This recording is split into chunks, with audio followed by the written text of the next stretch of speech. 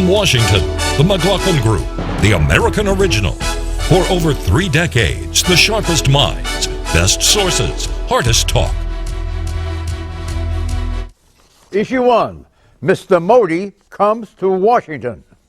It is an extraordinary pleasure to welcome Prime Minister Modi to the White House for the first time.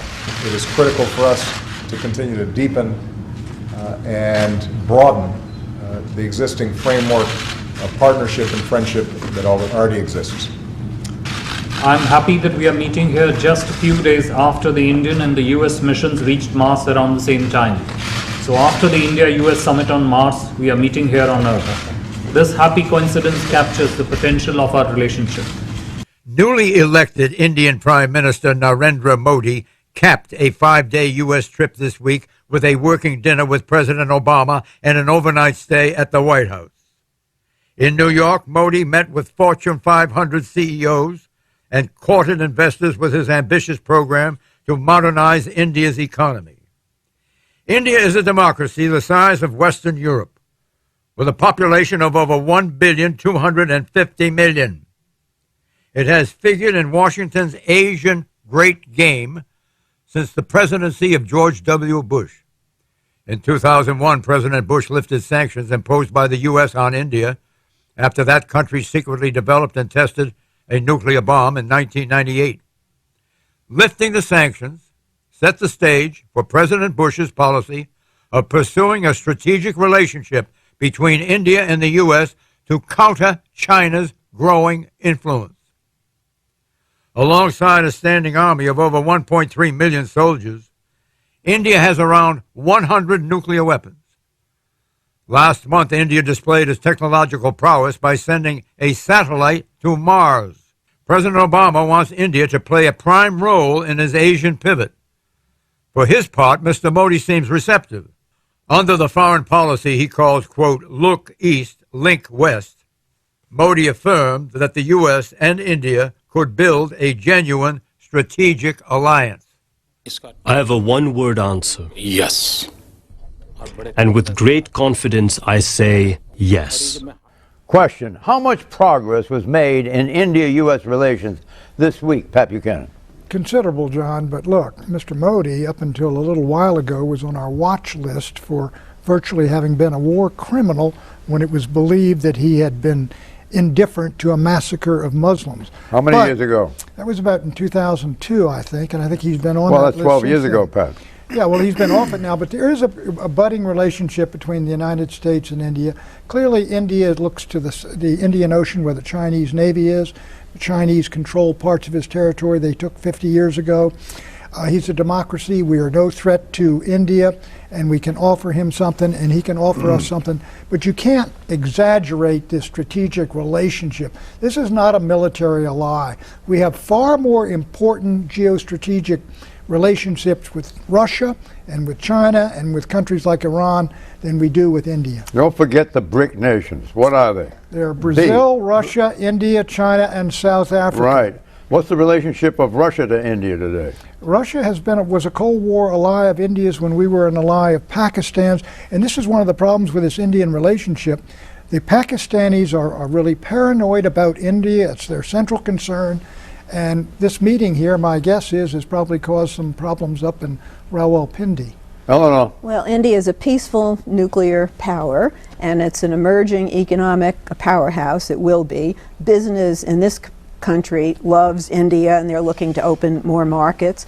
There's tension over India wanting to get around the patent protection. They want to make low-cost generic drugs, which I think is a good position morally and ethically, but it would cut into the bottom line of American corporations. That's an issue of tension. And climate change. I mean, I think this was a nice meeting of the minds between President Obama and the Prime Minister, and you know, they went to the M.L. King Memorial together. You got the feeling that there was a foundation laid there for a much warmer relationship.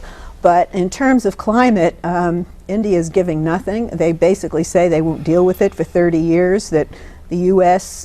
polluted the atmosphere, and we got away with it. Now it's their turn. But you got to start talking, and I think what this president did, our president did, was lay down a basis for a good future for the next president. He's going to hand over a good relationship to Hillary. The chemistry between the two men was fantastic. The chemistry. That's right. Do you want to render? Yeah, I think you're right, and Eleanor's right about that. The chemistry was noticeably different than previous prime ministers and presidents. I thought that was a very good sign, and it's clear that the president now is looking towards his legacy, and with India, with Modi trying to do all his massive economic reforms, there's an opportunity there, a big opportunity. I also think it comes into the security context, trying to buffer against China, which is making big steps into the Indian Ocean and towards Africa, and there's real potential there. But again, the devil is in the details, and we will wait to see what happens. More, India borders China along the Himalayas. Its navy has access to open waters through the Indian Ocean, and it is a nuclear power. From the U.S. vantage, a strategic alliance with India is far better than a non-aligned India. Oh, for sure. There's no doubt about that. India is a burgeoning power. They're going to be, I think, exploding in terms of their economy under the leadership of this man. I suspect that they're going to have an increased, shall we say, military capability, but that's not the issue. They will have both political and economic strength that will be much more tilted on our side, and will be a very good counterbalance to whatever China may want to do. So it's a plus, it seems to me, for them and for us. The United States committed to go to war for India if they get in a fight with China, as they did about 50 years ago. I mean, you talk about strategic partnership. You can work with them, and you can sell weapons to them and all the rest of it. But as for a NATO-type alliance, it would be insane. No. I don't think that's what's involved. I mean, but I think we can give them a certain kind of, shall we say, indirect support in a lot of levels, particularly if the Chinese get to be too aggressive. They're a friend, but a problematic friend. Yes, but we don't want them in the enemy camp, that's for sure. Well, let's get up to date here. Last month, Modi visited Japan, and Chinese leader Xi Jinping went to India to meet with Modi. Both countries offered development packages. Modi is playing them off against each other. Sure he is, but let me just say, look, the Chinese are sitting there and occupying Indian territory. It wasn't so long ago, very recently, they've had skirmishes up there, John. I mean, these are great rivals, and we don't want to be on one side or the other if they get involved in a clash. Don't you have the feeling that this is a powerhouse? No, I don't. You don't? No, I don't. I think China is a far more important, powerful, serious nation, a rising superpower. I think militarily, Russia is far more impressive. Who has the higher population? I don't think Russia Russia is going to pass China, but it's not there yet. Let them finish. Go ahead, Mark. I wouldn't say Russia is more impressive, but I would say India is certainly far behind India in the capitalistic pursuit. India, but they're on the march. India is gorgeous. Gorgeous. It's a beautiful country. No, I don't mean in that way. It's just gorgeous from the point of view of where it is now. And but go to Delhi or Mumbai and you can't breathe. There is absolutely nothing but gains for us, okay, as India, frankly, is going to become a much stronger country, both economically and militarily. And we're not going to get involved in a war, I hope, and I don't think they want to get involved with a war. They don't. Nevertheless, they're a very good counterbalance to the whole Chinese influence in the region. Right. Will you sum this up? I think the sum up is there's divided opinion on what happens next in terms of India's objectives with China and the United States, but there is a big opportunity because India is a democracy. I think China has real issues. We're going to talk about that later, but India is a real opportunity on the economic level, security level, and Modi certainly presents a new face, a kind of Margaret Thatcher in a way of India. Do you think there was a natural meeting of minds between these two men? I think in their own ways it was. I think Mr. Modi is more of an economic woman to reform than the president, but there's an opportunity. There's a commonality of interests, undeniably. Yeah. I wouldn't get too very close to them, but we have no real frictions between us and a lot of things in common. I'm talking about the two leaders getting together. We've seen all kinds of relationship between leaders who get together. This seems to be authentic. I think it seems to be they like each other, and they like each other's company. I think you put too great an accent on personalities, John, rather than national interests. But I don't at all. In India, I don't at all. In India, they look at Modi as their Barack Obama because when he was elected, similar to the excitement, exactly. I think in 08 when Obama was elected in this Did you notice country. how he habitually underestimates the importance of personality and the meeting of minds that can take place as a result of a connection that's made socially between the two people. John, he underestimates it. Obama. No, he doesn't. India's about to Obama have- doesn't anymore. No, no, Obama no, did, but no, I don't think he does anymore. John. No, and also he's meeting him on the intellectual level. That clever Right. way that he introduced himself But, is we're both on Mars John, together. Modi you know? remembers he was on the watch list of the United States for 10 years. Yeah. Don't worry about it. Yeah, big deal. That's 12 years ago, Pat. What? India is about to have state-level elections, which Modi is hoping are going to consolidate his position. And then I think you'll see the big push of the reforms and how much of this is rhetoric transitioning into reality. He's got the same problem with expectations that Obama had. The expectations for him are enormously high. Issue 2, tremendous restraint. Secret Service does a great job.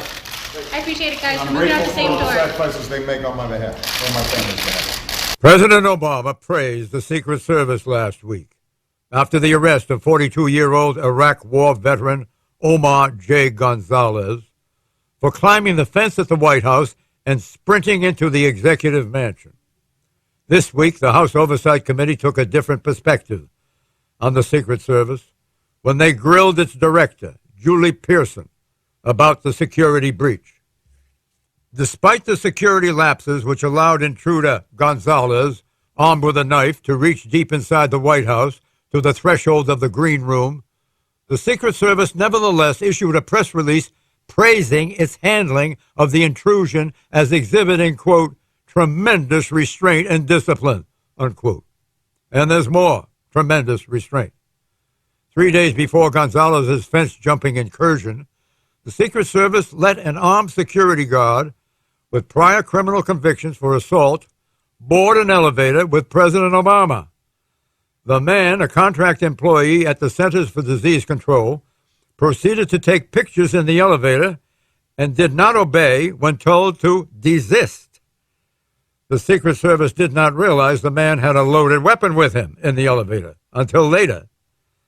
Collectively, these failings prompted Director Pearson to resign Wednesday, but questions persist. Has the Secret Service lost its edge in the 3 decades since the assassination attempt against President Ronald Reagan? The man ultimately in charge of the Secret Service is Homeland Security Secretary Jeh Johnson. House Oversight Chairman Darrell Issa has called for a special congressional probe of the Secret Service's management.